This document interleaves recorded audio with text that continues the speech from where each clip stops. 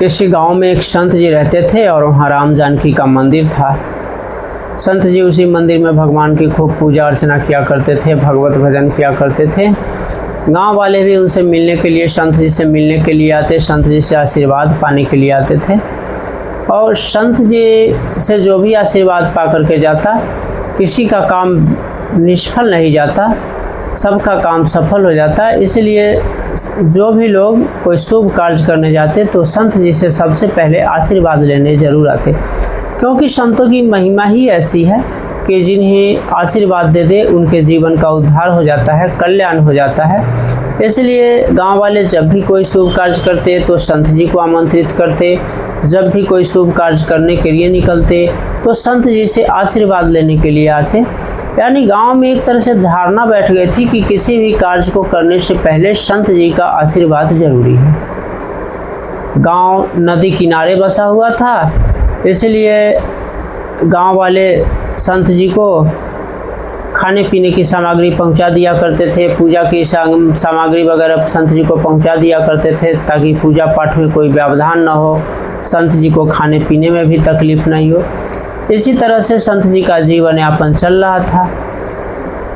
कई वर्षों बाद उस इलाके का ज़मीन जो है गंगा नदी के कटाव से प्रभावित होने लगा और जो भी उर्वरा भूमि थी वह सब गंगा नदी में विलीन होने लगी, यानी कट कट के गंगा नदी में समाने लगी।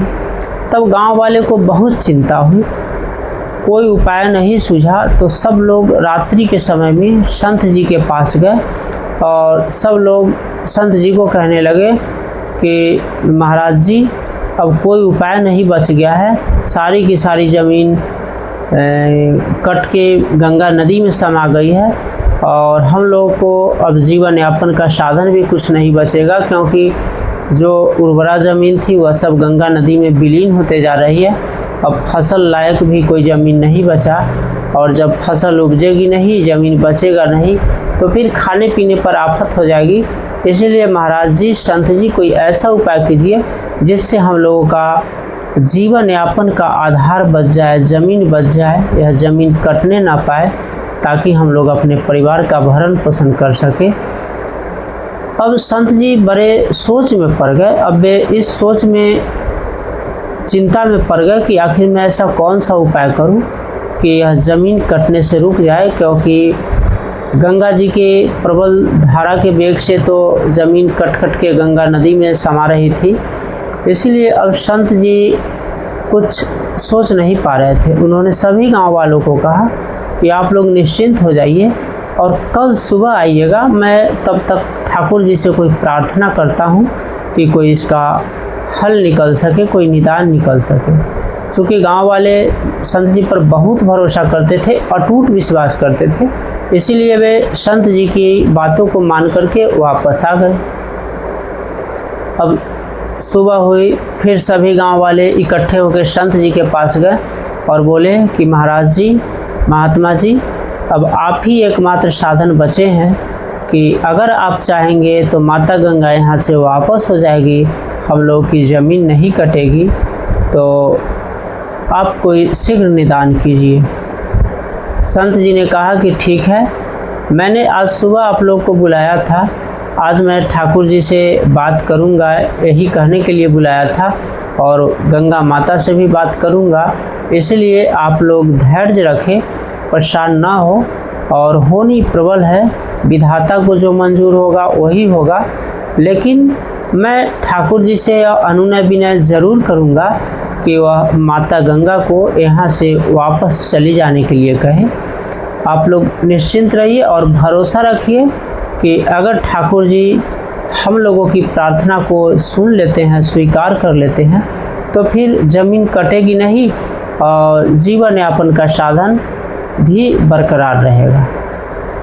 अब इस तरह का आश्वासन पाकर के पुनः गांव वाले अपने अपने घर को लौट आए और संत जी श्री ठाकुर जी के सामने बैठकर यह प्रार्थना करने लगे और अश्रुधारा बहाने लगे कि हे ठाकुर जी, अब आप ही के सहारे सारे गांव वाले हैं और ये सब हम पर अटूट विश्वास करते हैं, अटूट श्रद्धा रखते हैं, और सभी लोग कुछ न कुछ प्रत्येक दिन यहाँ पहुँचा दिया करते हैं ताकि आपके पूजा में, आरती में कोई व्यवधान न हो, विघ्न न हो। और हे ठाकुर जी, आप ही की कृपा से मेरा भी जीवन यापन हो रहा है और यही लोग मुझे अन्न भी पहुंचा दिया करते हैं। इसलिए ठाकुर जी, आप कोई ऐसा उपाय कीजिए जिससे इन लोगों का भरोसा भी ना टूटे और इन लोगों का ज़मीन भी ना कटे, क्योंकि इन लोगों को मुझ पर अटूट विश्वास है और मैं आपकी शरण में हूँ। इसलिए हे प्रभु, मेरी लाज आप रख लो।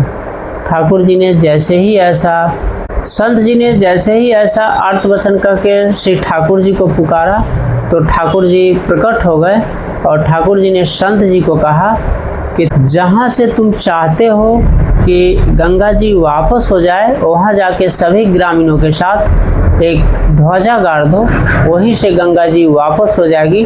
क्योंकि मैंने अभी गंगा माता को कह दिया है कि जहाँ संत जी ध्वजा गाड़ देंगे वहीं से आप वापस चली जाना, तो कोई ज़मीन नहीं कटेगी। तुम अभी सभी ग्रामीणों के साथ जाओ, गांव वालों के साथ जाओ और जहाँ तक ज़मीन कटी है गांव वाले चाहते हैं कि यहीं से वापस गंगा जी मुड़ जाए, तो तुम वहीं जाके ध्वजा गाड़ दो, ध्वजारोहण कर दो, वहीं से गंगा जी वापस हो जाएगी। ठाकुर जी से ऐसा वरदान पा करके संत जी गदगद हो गए, ठाकुर जी के चरणों में साष्टांग लेट गए और उसके बाद ठाकुर जी से दर्शन करने के बाद ठाकुर जी से ऐसा सुन के संत जी ने पुनः गांव वालों को बुलाया और बोला कि ठाकुर जी ने कहा है कि जहाँ तक ज़मीन कटी है उसी जगह ध्वजा गाड़ दो, उसके बाद गंगा जी इधर नहीं आएगी, वहीं से वापस लौट जाएगी। सभी ग्रामीण बहुत हर्षित होकर, गांव वाले उल्लासपूर्वक संत जी के साथ ठाकुर जी का जय जयकार करते हुए, संत जी का जय जयकार करते हुए उस जगह तक पहुँचे जहाँ तक ज़मीन कट गई थी।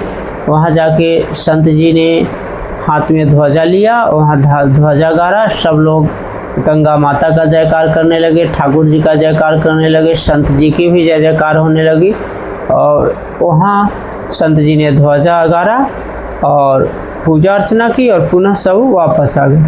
कहते हैं कि उस दिन से गंगा जी वापस मुड़ गई और फिर कभी ज़मीन नहीं कटा। तो यह थी आज की पावन कथा, जब एक संत जी के कहने से गंगा जी वापस मुड़ गई।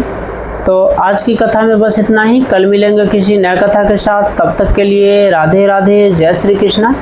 और अगर कथा अच्छी लगी हो तो कृपया चैनल को लाइक और सब्सक्राइब करना ना भूलेंगे। तब तक के लिए राधे राधे।